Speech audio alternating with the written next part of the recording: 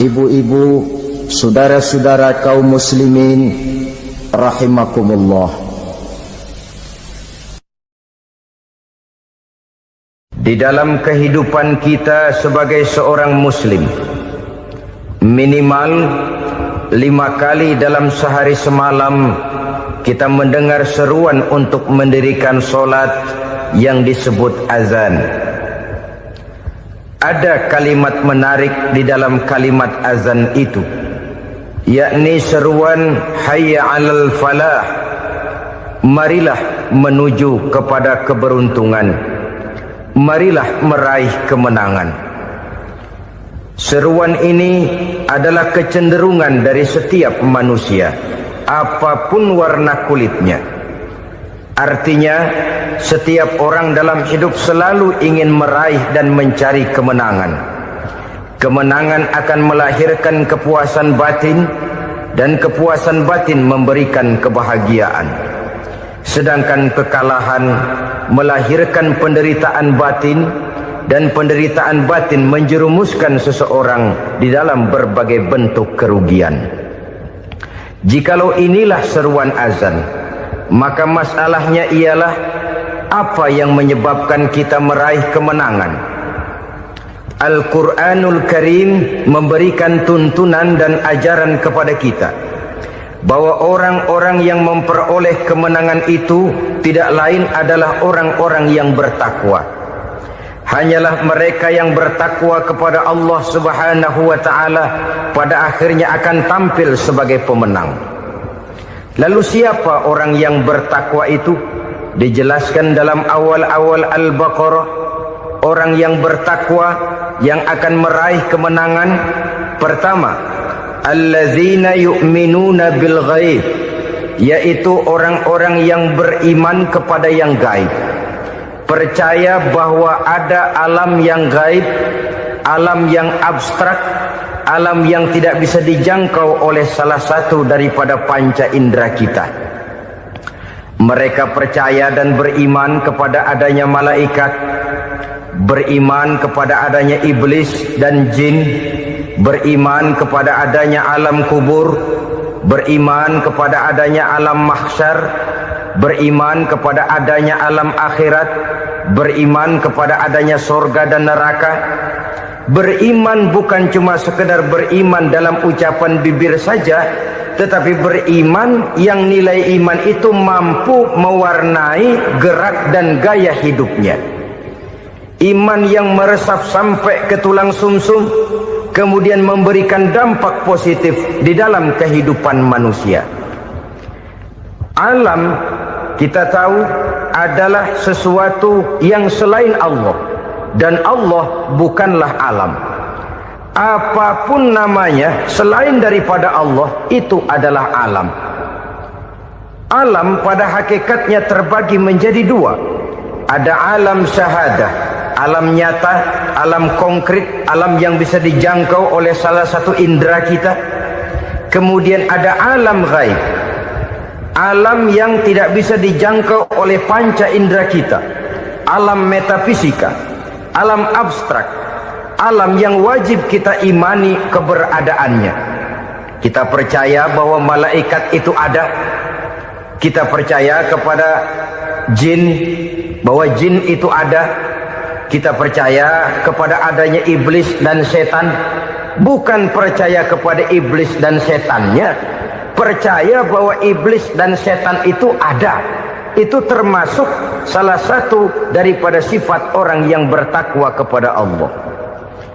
Saudara-saudara kaum muslimin rahimakumullah, kecenderungan pembangunan yang lebih bersifat materialistis biasanya menggeser aspek kehidupan rohani. Orang berpikir empirik, dan dalam pola pikir yang demikian, maka alam gaib tidak lagi mendapat perhatian. Aspek kehidupan yang bersifat rohaniah malah mulai ditinggalkan. Akibatnya terjadilah kepincangan di dalam kehidupan kita. Pernah ada satu pengalaman pribadi dalam perjalanan kembali ke tanah air.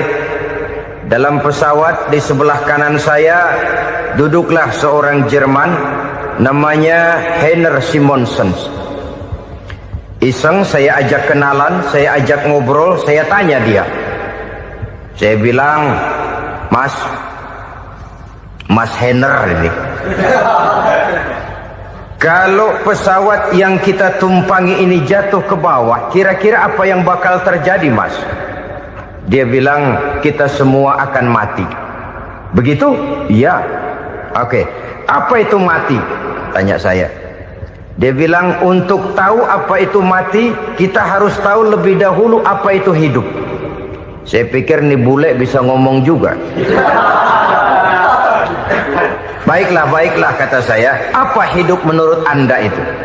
Oh, hidup itu dia bilang, kalau seluruh anggota badan kita bekerja secara normal, paru-paru memompa darah secara normal, jantung berdetak secara normal, sel-sel tubuh bekerja secara fit, dan organisme tubuh hanya mau bekerja secara normal, dia bilang, kalau kita memberi makan yang cukup, menu yang teratur, dan gizi yang lengkap.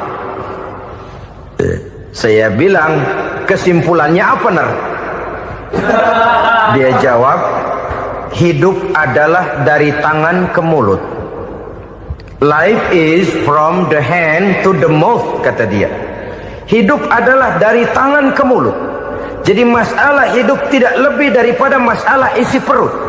Orang pergi pagi, pulang sore, peras keringat, banting tulang, perut yang dibelain. Saya bilang, you are wrong. Sampean salah, Ner. Kamu orang Islam bukan? Bukan. Pantas. Kenapa saya salah? Dia bilang, ya jelas salah. Salahnya di mana? Kamu ini manusia.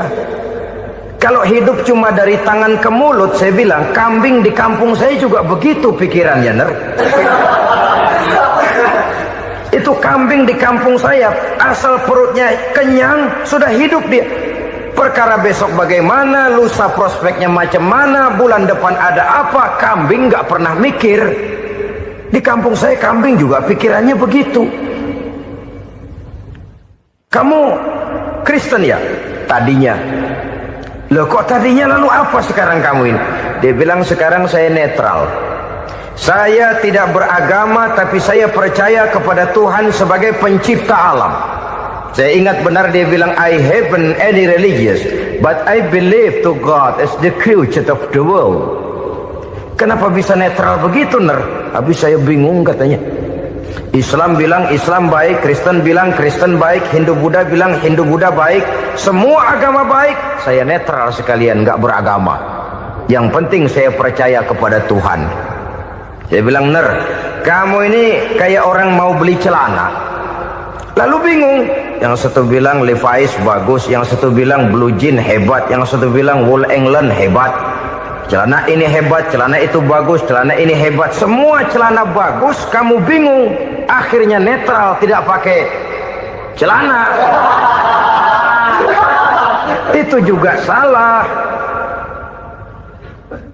Saya pikir-pikir, kemudian saya melihat bahwa dua pola berpikir Heiner ini nampaknya sudah mulai menggejala di lingkungan masyarakat bangsa kita. Disadari atau tidak, secara jujur kita harus berkata, dua pola pemikiran Heiner ini mulai berkembang di tengah masyarakat bangsa kita. Pertama, pola pikir materialisme. Hidup adalah dari tangan ke mulut. Masalah hidup tidak lebih masalah isi perut. Itu yang perlu dibela, dan disitulah arti kehidupan. Pergi pagi, pulang sore, peras keringat, banting tulang untuk mempertahankan perut. Kalau sudah kemari cara orang berpikir, maka buat apa percaya kepada yang gaib? Untuk apa sholat? Untuk apa puasa? Untuk apa zakat? Untuk apa menghadiri majelis taklim? Tanpa kepercayaan kepada yang gaib, hidup berjalan menurut alur empiris dan materialis. Kalau sudah ke sana cara orang berpikir, biasanya orang lalu cenderung menghalalkan segala cara. Hanyalah orang yang percaya bahwa akhirat ada, hanyalah orang yang percaya bahwa alam kubur itu ada, hanyalah orang yang percaya bahwa malaikat itu ada, hidupnya akan lebih terarah dan terkendali. Karena kepercayaan kepada yang gaib, yang merupakan fase daripada kehidupan setelah hidup yang sekarang ini, mewarnai gerak pribadi seseorang di dalam dia melakukan kegiatan hidupnya.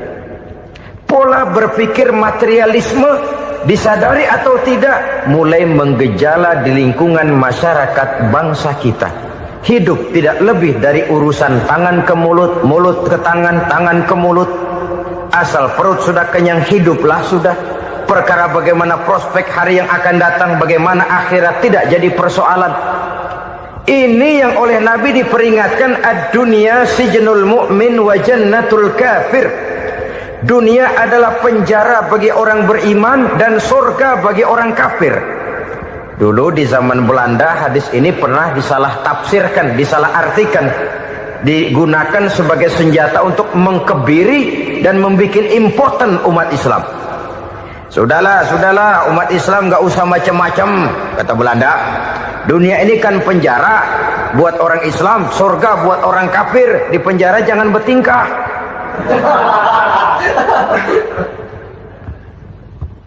Pengertiannya tidak begitu. Dunia adalah penjara bagi orang mukmin. Artinya dalam kehidupan dunia seorang mukmin tidak bebas memperturutkan hawa nafsunya. Di penjara hawa nafsunya itu. Sebaliknya surga bagi orang-orang kafir. Buat orang kafir surgalah dunia ini. Mereka bebas memperturutkan hawa nafsunya. Dilarang tidak terlarang, dicegah pun tidak tercegah. Mereka hidup menurut alur bisikan nafsu mereka sendiri. Kemudian bila ajal datang, maut merenggut nyawa, selesailah surganya sampai di situ. Maka bagi orang-orang yang tidak percaya kepada adanya akhirat, kepada adanya alam gaib, surganya sebatas umurnya. Sekali lagi, surganya sebatas umurnya. Bila umur selesai, ajal pun datang merenggut nyawa, selesailah sudah surganya sampai di situ. Alangkah pendeknya perjalanan orang-orang yang tidak percaya kepada alam gaib ini. Bagi kita mukmin, jikalau kita mampu memenjarakan hawa nafsu, kita bisa bahagia di dunia ini. Dan Islam memang tidak menyuruh kita sengsara di dunia. Raih dunia, kejar dunia, gapai dunia sebagai alat untuk mencapai kebahagiaan di akhirat nanti. Hidup adalah satu perjalanan panjang yang terbentang sejak kita terlahir dari alam rahim sampai kepada alam akhirat nanti. Andai kata kita gagal meraih kebahagiaan di dunia, toh kita masih punya akhirat. Tapi jangan jadi dalil yang melemahkan semangat. Biarin dah kita di dunia kebelangsak, yang penting akhirat. Akhirnya dunia benar-benar kebelangsak. Bagaimana dunia ini bisa kita raih, dan bagaimana meraih dunia untuk menunjang kepentingan akhirat nanti. Yang kedua, dari pikiran Heiner yang saya lihat menggejala di lingkungan masyarakat bangsa kita, timbulnya manusia-manusia netral. Seolah-olah Tuhan yes, agama no. Sama Tuhan percaya, agama ogah. Tuhan ngangguk, giliran agama godeng. Padahal hampir dalam setiap ayat dalam Quran, kata-kata amanu biasanya bergandeng dengan wa amilus sholihat. Iman dan amal soleh. Ini sebagai isyarat Tuhan dan agama jangan pernah dipisah-pisah. Apabila kita bertuhan, maka kita harus beragama. Apabila kita beragama, maka agama itu harus bersumberkan dari Tuhan yang kita imani itu. Tidak mungkin kita pisah, Tuhan yes, agama no. Sama Tuhan percaya tapi agama bikin sendiri. Sembayangnya cukup bengong 2 jam madep ngulon.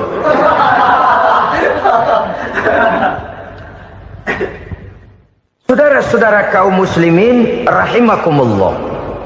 Jadi dengan demikian, agama yang kita akui merupakan unsur mutlak di dalam pembangunan sekarang ini, merupakan bagian dari kehidupan yang menuntun kita bahwa di balik alam nyata ini, di balik alam syahadah ini ada alam gaib.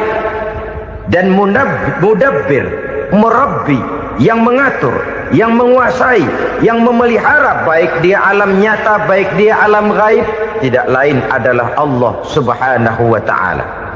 Di sana ada satu super power, satu maha kekuatan yang kita perlu bersandar kepadanya.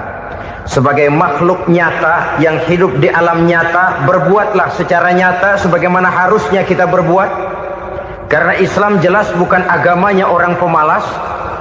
Islam jelas bukan agamanya orang yang mengajarkan setelah selesai sholat boleh duduk, nggelenggem ayam-ayam, ndelohom, menghitung bintang di langit sambil menunggu keajaiban. Tidak. Islam adalah agama yang mengajarkan apabila sholat sudah selesai kamu kerjakan, bertebaranlah di permukaan bumi, cari karunia Tuhanmu. Jangan hidup berpangku tangan menunggu keajaiban. Karena hidup bukan undian. Jangan berharap untung besar tanpa mau peras keringat. Tapi di sebalik itu toh kita juga harus yakin bahwa di sisi usaha nyata yang kita lakukan ada satu super power, satu maha kekuatan gaib yang menentukan berhasil dan tidaknya usaha kita. Kepercayaan kepada hal semacam inilah yang mendorong kita untuk mempunyai sandaran vertikal, agar jikalau usaha ini berhasil, kita tidak lupa diri dan lupa daratan. Jikalau usaha ini gagal, kita tidak putus asa dan buruk sangka, tidak cupik pandangan dan sempit hati, tapi mampu melihat persoalan dengan kacamata putih sambil husnuzon kepada Allah Subhanahu wa ta'ala. Kita percaya malaikat itu ada. Ada yang namanya Raqib dan Atid, mengawasi gerak hidup kita sampai kepada gerak hati kita. Ini memberikan sugesti agar kita berhati-hati. Tidak sejengkal tanah pun kita bisa berlindung dari pengawasan Raqib dan Atid. Ada Munkar Nakir yang akan menyoal kita di alam kubur. Ada malaikat Malik, penjaga neraka. Ada malaikat Ridwan yang menjaga surga. Kita percaya kepada adanya jin, kita percaya kepada adanya setan, iblis. Percaya kepada adanya, bukan mempercayai si setan, si iblis lalu menjadikannya sebagai teman. Tidak. Percaya bahwa mereka itu ada dan merupakan makhluk Allah yang gaib, yang diciptakan Allah Azza wa Jalla. Kepercayaan kepada alam gaib memberikan motivasi terhadap gerak lahir manusia, sehingga dengan motivasi kepercayaan kepada yang gaib, gerak lahir jadi lebih terarah, jadi lebih terpelihara. Pernah seseorang bertanya, "Pak, apakah adanya akhirat bisa dibuktikan secara ilmiah?" Saya bilang tidak bisa, tidak bisa. Kenapa? Karena yang berangkat nggak pernah pulang kembali lagi. Kalau dia pulang kemari bisa kita tanya bagaimana enak di sono. Cuma secara moral saya katakan, lebih beruntung orang yang percaya kepada akhirat daripada yang tidak. Sekarang saudara percaya akhirat ada, lalu saudara baik-baik di dunia, sholat, puasa, zakat, menolong orang lain, menebarkan kebajikan. Saudara mati, andai kata akhirat tidak ada, toh dalam hidup saudara sudah berbuat baik. Paling tidak nama saudara akan dikenang sebagai orang baik. Sebaliknya, saudara percaya, kata saya, bahwa akhirat tidak ada, lalu hidup semau-maunya, tenggelam dalam maksiat dan munkarat, menentang Allah, tidak mau ruku dan sujud. Lalu saudara mati, kemudian akhirat ada. Ayo, mau apa? Bekal tidak punya. Jadi secara moral lebih beruntung orang yang percaya kepada adanya akhirat daripada yang tidak percaya. Dan itu alam gaib yang tidak bisa dibuktikan secara eksat. Jangankan untuk membuktikan seperti itu, dalam kehidupan sehari-hari saja yang kita rasakan tidak selalu berbentuk toh. Angin, bagaimana sih bentuknya angin? Kita tidak tahu. Merah, buktinya kalau dikerok merah. Yang merah itu kulit, yang kulit kita bukan anginnya. Sakit, rasa sakit itu ada, tapi bagaimana bentuk sakit kita nggak pernah tahu. Kalau kita makan cabai pedas, bagaimana bentuk pedas itu tidak ada, tapi rasa ada. Bentuk pedas hijau, cabenya bukan pedasnya. Tidak semua yang kita rasakan bisa kita gambarkan dalam bentuk yang konkret. Oleh karena itu, sekali lagi bahwa kepercayaan kepada alam yang gaib mampu memberikan satu sugesti yang menata kehidupan seseorang lebih lurus, lebih terarah, dan lebih terkendali. Maka wajar kalau kepercayaan kepada yang gaib mengantarkan seseorang untuk meraih kemenangan. Kenapa? Dia percaya kepada yang gaib, bahwa akhirat ada, bahwa alam kubur ada, bahwa pertanggungan jawab itu ada. Maka dia lalu tidak hidup saenae udele dewe gitu loh. Tidak hidup menurut seleranya sendiri, terarah, teratur. Ini cirinya yang pertama. Orang bertakwa yang akan meraih kemenangan, mereka beriman, mereka percaya kepada yang gaib. Bahkan hal-hal konkret saja selalu berangkat dari yang gaib. Saudara-saudara, para remaja, para pemuda sekarang ini tidak pernah tahu toh siapa yang akan jadi teman hidup saudara.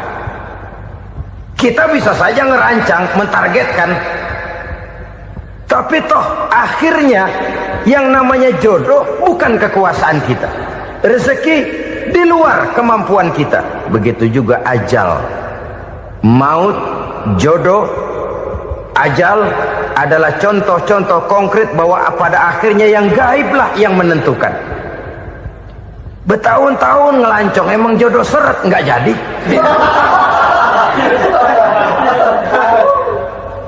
Begitu kenal baru setengah malam nginep ditangkap hansip kan?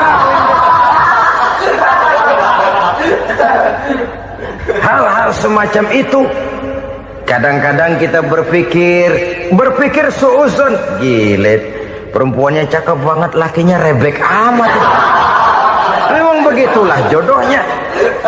Memang begitulah jodohnya.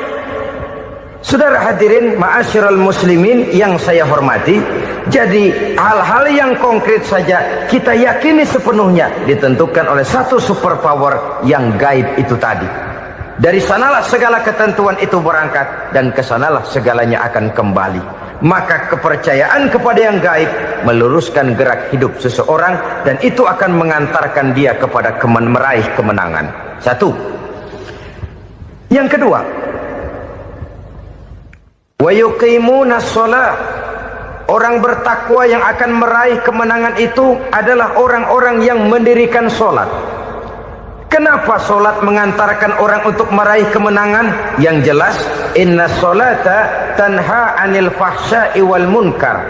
Sholat mampu mencegah manusia dari perbuatan keji dan munkar.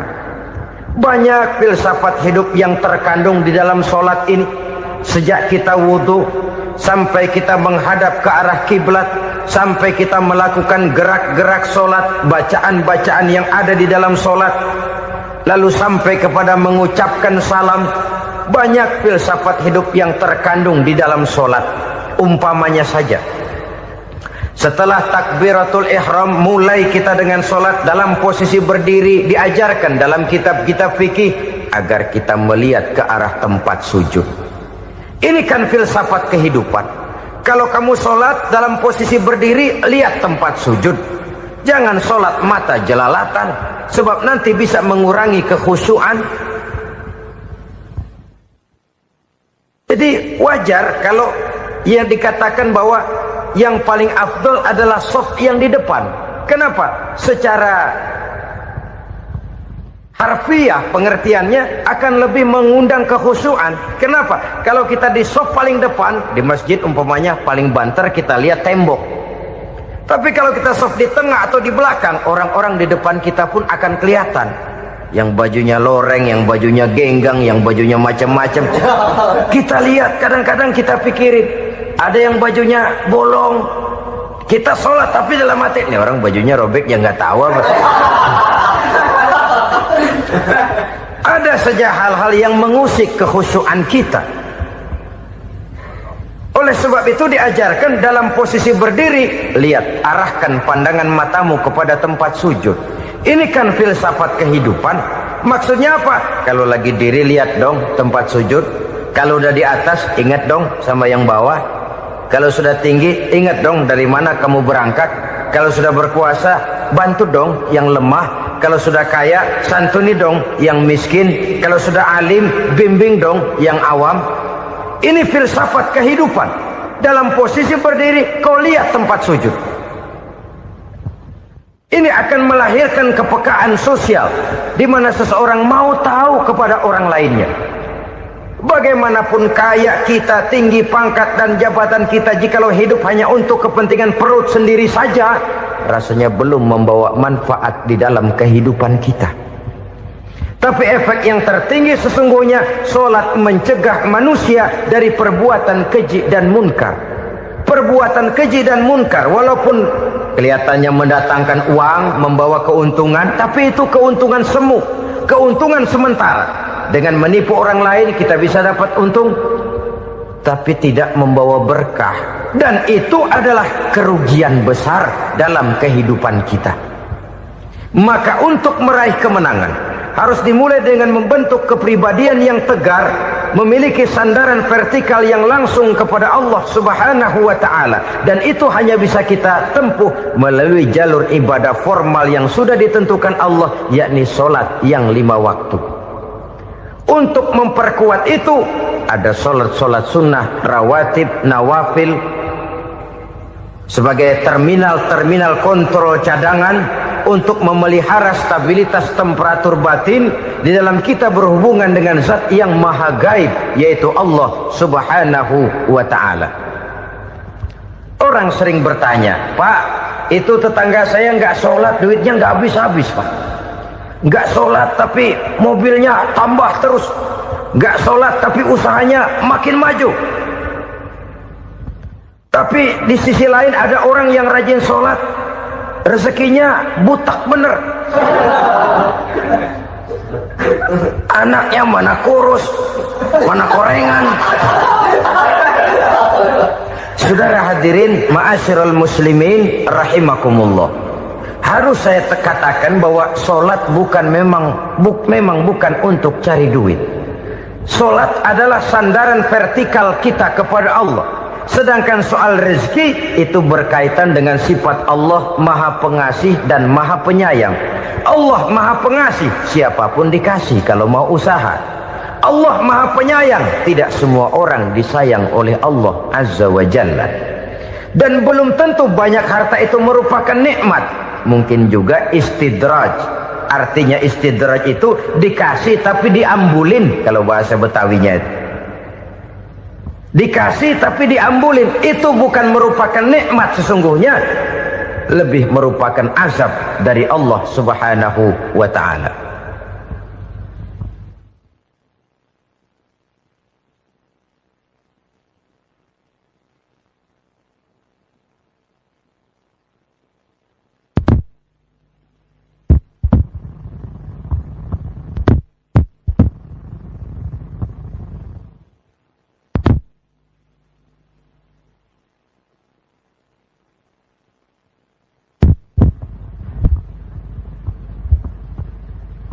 Agama mempunyai sistem solat, dan kita umat Islam telah dituntun oleh Allah Subhanahu wa ta'ala yang wajibnya 5 kali dalam sehari semalam mendirikan solat, dan itu tentu berada dalam jangkauan kemampuan manusia. Pada awalnya barangkali kita memang merasa solat itu satu kewajiban, tapi semakin kita hayati makna, manfaat dan filsafat yang terkandung di dalam ajaran solat, semakin sampai kita kepada keyakinan bahwa solat adalah keperluan kita. Sehingga pada waktu tertentu dinilai puncaknya, kita tidak lagi akan berkata saya wajib solat, tapi kita akan berkata saya perlu solat. Kalau kita sudah merasakan itu adalah keperluan kita, nah di sanalah kita baru akan merasakan ruginya kalau hal itu tidak kita laksanakan. Sepanjang kita masih berkata saya wajib sholat, kita akan lebih merasakan dia sebagai beban ketimbang sebagai keperluan. Yang jelas Allah tidak memerlukan ibadah yang kita laksanakan ini. Dengan kata lain, andai kata satu dunia penuh ini orang tidak ada yang sholat satu pun, Allah tidak akan turun dari jabatan Tuhan. Jangan lalu berpikir kalau kita ngambek se-RW kagak sembahyang Tuhan tekor kali ini ya. Tentu tidak. Itu perlunya kita, bukan perlunya Allah. Dan pada induknya kita akan berkata, saya perlu agama. Kalau secara induk kita sudah memerlukan agama, maka konsep-konsep yang ada di dalam ajaran agama itu pun adalah juga merupakan keperluan kita. Baik dia bernama sholat, baik dia bernama puasa, baik dia bernama zakat, baik dia bernama haji, seluruhnya adalah keperluan kita. Dan sesuatu yang kita perlukan apabila tidak kita laksanakan akan melahirkan kerugian di dalam kehidupan. Jangan heran kalau kita membaca riwayat perjalanan hidup para salafus soleh, orang-orang soleh. Ada yang tahajud sampai 100 rakaat, ada yang sholat malam kakinya sampai bengkak. Kita sekalinya bengkak biri-biri. Ada yang sholat membaca surah dalam Al-Quran sampai khotam Quran. Kok mau? Mereka sudah merasakan itu keperluan. Itu saja soalnya. Satu saat pun jikalau kita merasa bahwa itu keperluan saya, kita pun akan melaksanakan seperti itu. Keperluan saya dalam kehidupan. Inilah yang kedua. Yang ketiga, orang bertakwa yang akan meraih kemenangan itu, wa mimma razaqnahum yunfikun. Mereka membelanjakan sebagian daripada rezeki yang diberikan Allah kepada mereka. Mereka infakkan di jalan Allah. Ada satu dialog menarik. Satu hari seorang anak muda bertemu dengan seorang kakek-kakek yang sudah dikenalnya baik. Bertanyalah anak muda ini, "Kek, umur kakek berapa tahun?" 15 tahun, kata si kakek. "Anak kakek berapa orang?" 1. "Harta kakek berapa banyak?" 15 juta. Si anak muda ini bengong. Lalu protes, "Kok kakek bohongin saya?" "Kenapa?" "Saya tahu umur kakek 70 tahun. Kenapa ngaku 15? Saya tahu anak kakek 5. Kenapa bilang 1? Saya tahu kakek miliuner, miliaran uang kakek. Kenapa ngaku cuma 15 juta? Begini, kata si kakek tadi. Benar, umur saya 70 tahun. Tapi dari umur yang 70 tahun itu baru 15 tahun terakhir ini saya merasakan ibadah kepada Allah. Meninggalkan maksiat, jauh dari segala macam munkarat. Maka yang 15 tahun inilah yang benar-benar saya rasakan sebagai umur saya. Benar anak saya 5, tapi yang 4 susah diatur. Cuman 1 rasanya nih yang bakal jadi si buah hati belahan jantung berlanjut cerita penerus sejarah. Cuma 1 ini yang saya harapkan, yang akan jadi anak soleh, yang akan membuat saya menerima pensiunan pahala. Kalau yang 4 apek dah, nggak ada harapan. Yang 1 nyekek botol melulu. Oh begitu, iya. Lalu kenapa kakek bilang harta kakek cuma 15 juta padahal saya tahu kakek uangnya miliaran, depositonya banyak? Ya karena 15 juta itulah yang saya ingat yang pernah saya belanjakan di jalan Allah. Saya merasa itulah harta saya yang sebenarnya. Yang miliaran yang saya simpan di bank kelak kalau satu saat saya mati akan jadi rebutan di antara anak-anak saya. Iya kalau anak saya soleh kayak yang 1 ini. Kalau yang 4 tadi udah tulen dia bakal berantem dah berebut tuh. Jadi 15 juta yang saya belanjakan di jalan Allah inilah yang saya merasakan benar-benar harta saya yang sesungguhnya. Dialog ini patut menjadi bahan renungan kita bersama. Diberikan kita umur 40, 50, 60, 70, 80. Berapa tahun dari umur yang diberikan itu yang jalan mulus, yang kita gunakan untuk melaksanakan ibadah? Banyak harta kita simpan di bank, di lemari, di dompet, di tas. Tapi berapa yang sudah kita depositokan di jalan Allah yang akan menemani kita di hari kita kembali nanti? Maka orang bertakwa yang akan meraih kemenangan, wa mimma razaqnahum yunfikun, mereka membelanjakan sebagian dari rezeki yang diberikan Allah di jalan Allah subhanahu wa ta'ala. Ma'asyiral muslimin rahimakumullah, zahirnya memang kita memberikan kepada orang lain, tapi hakikatnya kita menyimpan untuk diri kita sendiri. Kita memberikan kepada yatim piatu 25.000. Zahirnya kita memberikan si yatim, hakikatnya kan kita cuma nyimpan. Saya berikan, titip kepadamu, ini untuk saya di akhirat. Kau boleh belikan baju, kau boleh belikan untukmu makan, kau boleh bayarkan sekolahmu. Ini untuk saya. Hakikatnya kita nyumbang masjid 1 juta, zahirnya kita berikan kepada panitia masjid, tapi hakikatnya kan cuma titip. Titip 1 juta ya, untuk saya di alam kubur nanti. Silahkan kau boleh belikan semen, ini uang, belikan besi, belikan pasir. Saya cuma sekedar titip untuk kepentingan saya. Hakikatnya kita cuma sekedar menitip. Sebagaimanapun pada hakikatnya, apapun yang kita miliki dalam kehidupan kan cuma sekedar hak guna pakai, bukan hak milik mutlak. Harta kita, rumah kita, kendaraan kita, kebun kita, pabrik kita, hak guna pakai saja. Hak milik mutlak cuma untuk Allah subhanahu wa ta'ala. Saudara-saudara kaum muslimin rahimakumullah, ini yang ketiga. Kemudian yang keempat, orang-orang bertakwa yang akan meraih kemenangan, allazina yu'minuna bima unzila ilaika, mereka yang beriman, mereka yang percaya kepada apa yang telah diturunkan kepadamu Muhammad, ay Al-Quran, yakni Al-Quranul Karim. Setelah percaya kepada yang gaib, mendirikan solat, kemudian menginfakkan sebagian dari rezeki yang diberikan Allah, mereka juga lalu percaya kepada yang diturunkan terhadap Nabi, yaitu tidak lain Al-Quranul Karim. Sekali lagi di sini, percaya bukan hanya sekedar percaya saja, tetapi percaya lalu menjadikan Al-Quran itu sebagai pedoman hidup.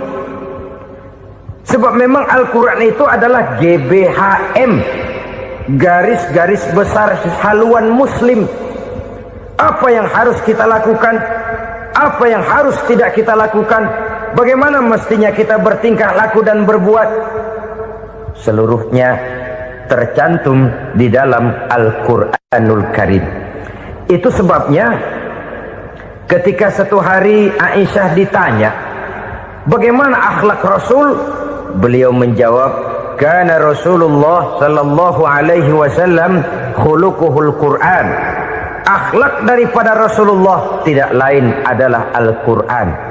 Jawaban simpel ini memberikan gambaran bahwa keseluruhan daripada konsepsi Quran sudah diterjemahkan dalam kehidupan Rasulullah sallallahu alaihi wasallam. Karena kita tahu akhlak adalah keseluruhan dari gerak hidup manusia. Sejak ia berpribadi, berumah tangga, bertetangga, bermasyarakat, sampai kepada berbangsa dan bernegara, Al-Quran tetap memberikan sentuhan nilainya. Oleh karenanya, orang-orang yang bertakwa adalah orang-orang yang menjadikan Al-Quran sebagai pedoman dalam kehidupannya. Dan kita yakini Al-Quran diturunkan kepada Nabi Muhammad bukan merupakan produk Nabi Muhammad. Isi dan redaksinya langsung dari Allah subhanahu wa ta'ala. Kemudian cirinya yang kelima, orang bertakwa yang akan meraih kemenangan itu, wa ma unzila min qablika. Tidak hanya sekedar percaya kepada yang diturunkan terhadap Nabi Muhammad, yaitu Al-Quran, mereka juga percaya kepada apa yang pernah diturunkan kepada para nabi, kepada para rasul sebelum Nabi Muhammad. percaya kepada adanya suhuf, percaya kepada adanya Taurat, percaya kepada adanya Injil, percaya bahwa Allah dahulunya sudah menurunkan Taurat kepada Musa, percaya bahwa Allah sudah menurunkan Injil kepada Isa, percaya Injil ada, Taurat ada, diturunkan Allah untuk Isa dan Musa, tetapi tidak wajib mengamalkannya karena kita sudah diberikan Al-Quranul Karim. Ini yang perlu saya garis bawahi.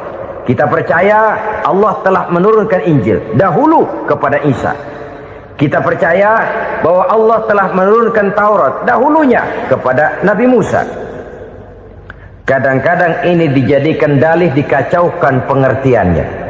Quran saja mengajarkan bahwa orang yang bertakwa harus percaya kepada Injil, maka pakailah Injil. Apalagi kalau ayat sebelumnya ditilap, dihapus, dihilangkan, Injilnya yang ditekankan, maka akan terjadilah penekanan yang salah arah. Karena salah arah akhirnya bisa merusak dan menghancurkan akidah. Ketika Rasul suatu saat pernah ditanya orang, "Ya Rasul, bagaimana sikap kita sebagai muslim terhadap Injil yang ada sekarang?" Beliau menjawab, "La tukadzibuhu jami'an wa la tusaddiquhu jami'an." Jangan didustakan seluruhnya, jangan juga dibenarkan semuanya. Artinya, ini sudah merupakan gambaran dari Rasul bahwa dalam Injil yang ada sekarang masih ada ajaran-ajaran tauhid yang dibawa oleh Nabi Isa dan diajarkan kepada umatnya. Tapi juga dalam Injil yang sekarang ini sudah terkena intervensi dan investasi manusiawi. Karena itu Rasul menyimpulkan, la tukadzibuhu jami'an wa la tusaddiquhu jami'an. Jangan didustakan semua, jangan dibenarkan seluruhnya. Kita memang percaya Allah telah menurunkan Injil kepada Nabi Isa dulu, tapi kita tidak wajib mengamalkan Injil. Kita percaya Allah telah menurunkan Taurat kepada Nabi Musa, tapi kita tidak wajib mengamalkan kitab ajaran Taurat. Yang wajib kita percayai dan kita amalkan hanyalah Al-Quranul Karim. Kenapa? Oleh karena baik yang ada di dalam Taurat, baik yang ada di dalam Injil, tentu tercakup di dalam Al-Quran sebagai kitab terakhir yang diturunkan oleh Allah Subhanahu wa Ta'ala. Dan itu wajar. Kalau seorang pejabat mau mengeluarkan satu keputusan baru, tentu dia harus meninjau keputusan-keputusan lama. Andai kata dianggap tidak berlaku, dianggap tidak relevan lagi, maka keputusan-keputusan lama itu tentu sudah dianggap tidak berlaku. Sebagian daripada aturan-aturan dalam keputusan lama yang masih dianggap relevan tercantum dalam keputusan baru yang wajib diamalkan. Begitulah hubungannya antara Al-Quran, Taurat, Zabur, dan Injil. 4 kitab samawi yang diturunkan Allah masing-masing kepada Zabur untuk Nabi Daud, Taurat untuk Nabi Musa, dan Injil untuk Nabi Isa alaihi wassalatu wassalam. Ketiga-tiga kitab itu kita percayai adanya. Kita yakini Allah telah menurunkan Zabur, Taurat, dan Injil. Tapi kita tidak wajib mengamalkannya. Yang wajib kita mengamalkannya sekarang ini tidak lain hanyalah Al-Quranul Karim saja. Karena ia mencakup apa yang ada di dalam Zabur, apa yang ada di dalam Taurat, dan apa yang ada di dalam Injil. Keotentikannya bisa dipertanggungjawabkan. Ya, tapi kan Nabi Muhammad sudah mati 14 abad yang lalu, dan di zaman beliau Al-Quran kan belum dikodifikasikan, belum ditulis. Bagaimana keotentikannya bisa dipertanggungjawabkan? Mudah saja. Allah berjanji, "Inna nahnu nazzalna dzikra wa inna lahu lahafizun." Kami yang menurunkan Al-Quran dan kami yang akan menjaga dan memeliharanya. Allah turunkan Quran, Allah menjaganya. Bagaimana cara Allah menjaga Al-Quran itu? Banyaknya orang-orang yang hafaz Al-Quran. Hafaz Al-Quran. 30 juz, 114 surah, 6.666 ayat. Sehingga jangankan satu kata, jangankan satu ayat, satu kalimat saja berubah sudah akan timbul reaksi dan mudah dimengerti. Kenapa?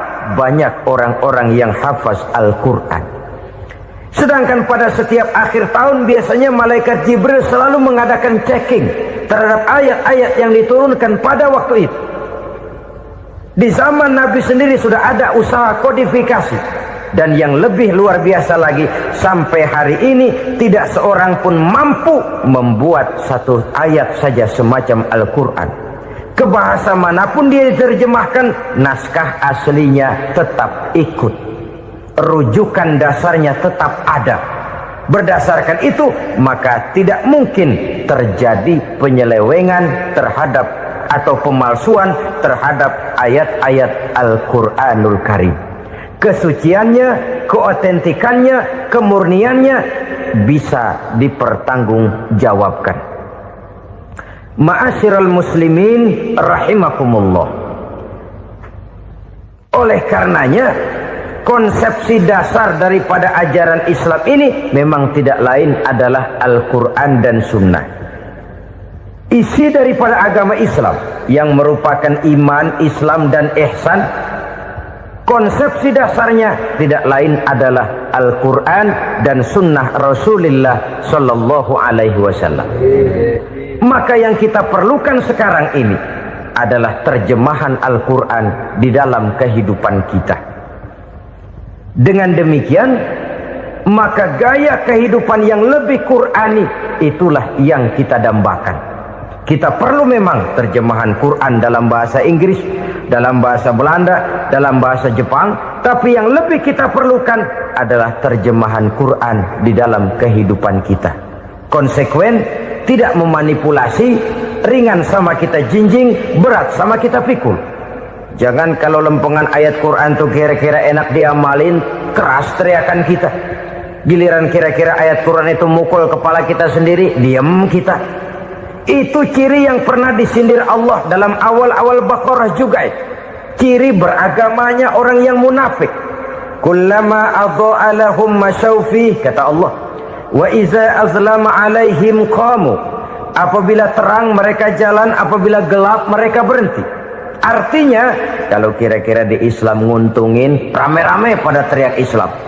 Tapi ketika diminta untuk berjuang, ketika dituntut untuk berkorban, rame-rame mengundurkan diri. Nasib agama tidak ubahnya seperti daun pisang yang dikait orang di tepi jalan lantaran tak berpayung di ketika hari hujan. Manakala hujan usailah sudah, daun itu pun dicampakkan di tepi jalan, diinjak pula orang nan lalu. Artinya, orang menjadikan agama cuma sebagai lipstick, decoration only, tidak konsekuen. Hanya pada saat-saat kelihatannya Islam membawa keuntungan, rame-rame orang teriak-teriak tentang Islam. Tapi jikalau diminta berjuang, jikalau dituntut untuk berkorban, biasanya rame-rame juga mengundurkan diri. Jangan heran kalau mayoritas hitungan kita, tapi minoritas peranan kita. Kuantitas kita dalam jumlah, tapi dalam kualitas kita lebih sering jadi penonton daripada jadi pemain. Padahal itu sangat tidak boleh terjadi. Umat Islam di Indonesia harus bangkit. Umat Islam di Indonesia harus sadar akan keberadaannya. Tidak boleh hanya jadi penonton berpangku tangan. Karena memang agama kita juga mengajarkan untuk konsekuen di dalam menjabarkan ajaran-ajaran daripada agama kita. Kita sering jatuh menjadi umat yang lemah oleh karena kita ini tidak pandai menggalang kebersamaan yang diakibatkan tidak konsekuennya kita. Diistilahkan bahwa umat Islam di dalam menggalang kebersamaannya itu harus seperti orang main sepak bola. Saudara-saudara kan tahu orang main sepak bola itu.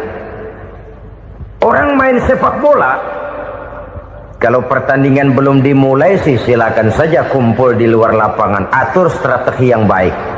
Tapi kalau pertandingan sudah dimulai, turun ke lapangan hijau, jangan kumpul terus. Ada sepak bola gotong royong. mundur rame-rame, depan ke depan kumpul melulu mainnya. Kalah. Orang main sepak bola itu ya harus ada penyerang tengah, harus ada penjaga gawang, harus ada strikernya, harus ada kiri luarnya, kanan dalamnya yang jadi backnya. Posisi boleh bermacam-macam, tapi yang penting saling ngoper untuk menggolkan gawang lawan. Begitulah umat Islam ini. Boleh ada yang jadi pejabat, boleh ada yang jadi pengusaha, boleh ada yang jadi petani, silakan ada yang jadi seniman, ada yang jadi penyair, ada yang jadi artis sekalipun. Tapi kalau sudah berhasil menguasai bola, jangan lupa operannya. Operan itu yang langka. Kita ini muslim kadang-kadang kalau sudah memegang menguasai bola, kalau belum mau mampus, belum mau ngoper. Nanti kalau sudah nggak punya bola, baru mau ngoper. Kalau sudah dengar-dengar mau dekat pensiun, baru mau jihad, baru mau berjuang, baru mau ngurus pesantren. Tanda tangan sudah tidak laku, memo sudah tidak dihargai, baru mau berjuang. Kemarin kemana mas? Kita tidak pandai memanfaatkan posisi. Dengan kata lain, kalau kembali kepada persoalan kita, konsekuensi kita terhadap agama yang kita anut ini belum ideal. Kita masih lebih sering berislam ini pada saat-saat yang menurut perhitungan kita membawa keuntungan. Tapi kalau diminta berjuang, dituntut berkorban, yang itu pun hakikatnya adalah untuk kepentingan kita juga. Allah tidak pernah menuntut kita untuk jihad bagi kepentingan Allah, itu tidak. Berjuang menegakkan agama Allah, apakah untuk kepentingan Allah? Tidak. Untuk kepentingan kita.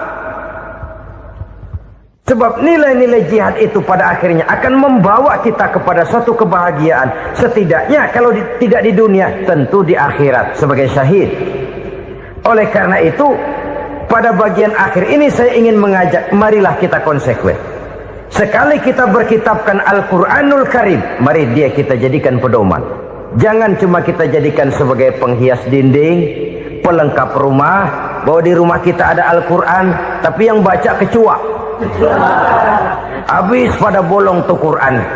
Yang penting kan punya Quran.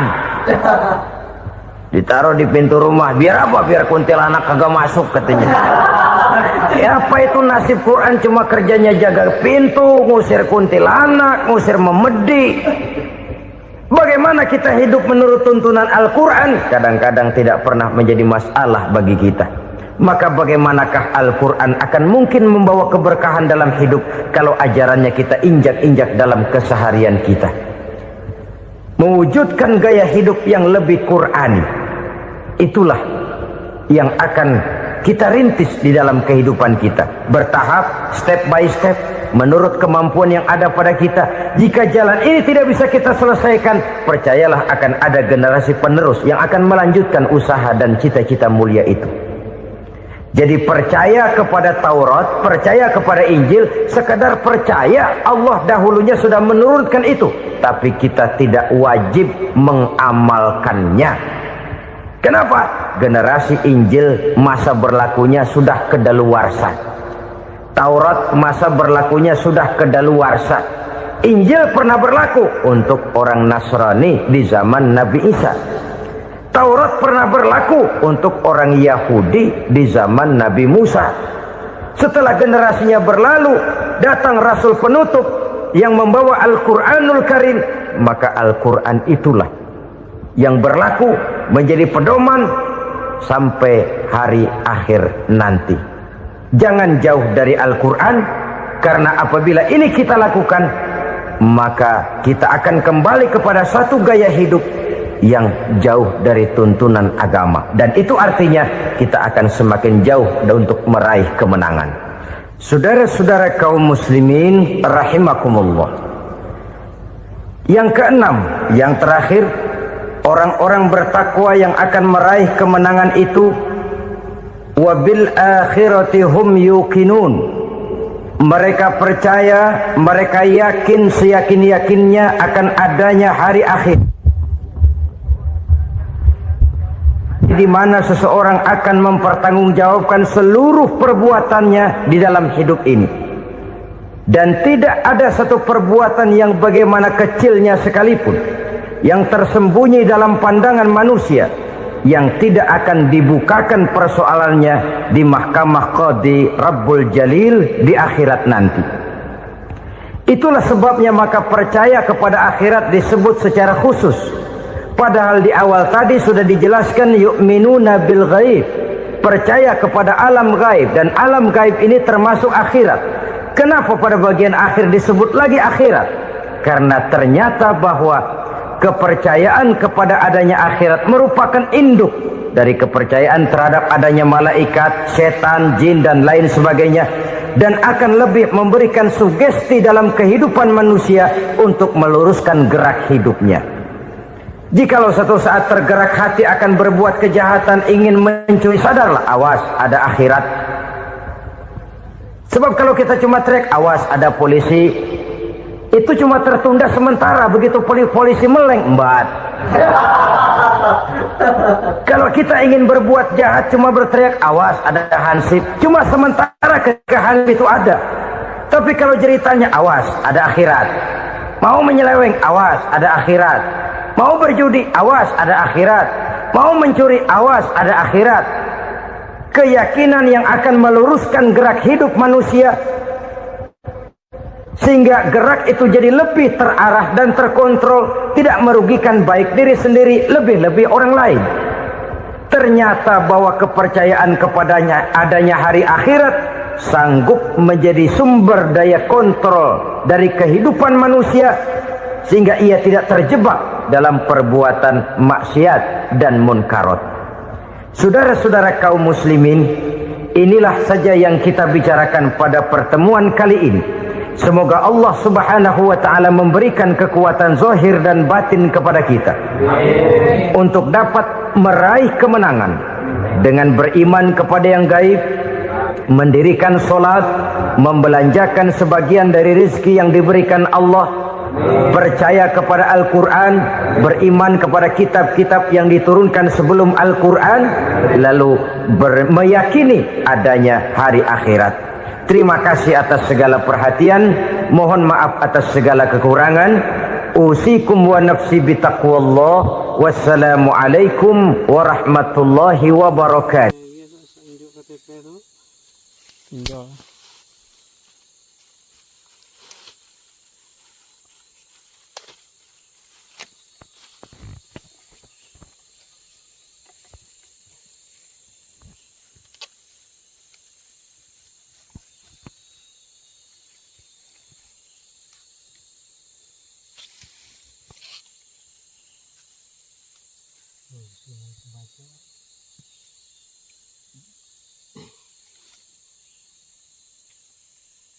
Mas tidak benar kayaknya. Kita baca lah.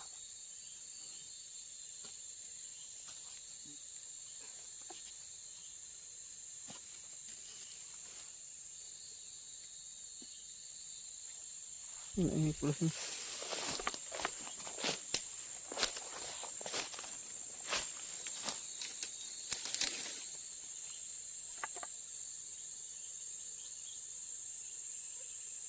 Tadi apa kemari sini ah? Ini nebasnya. Tadi lah.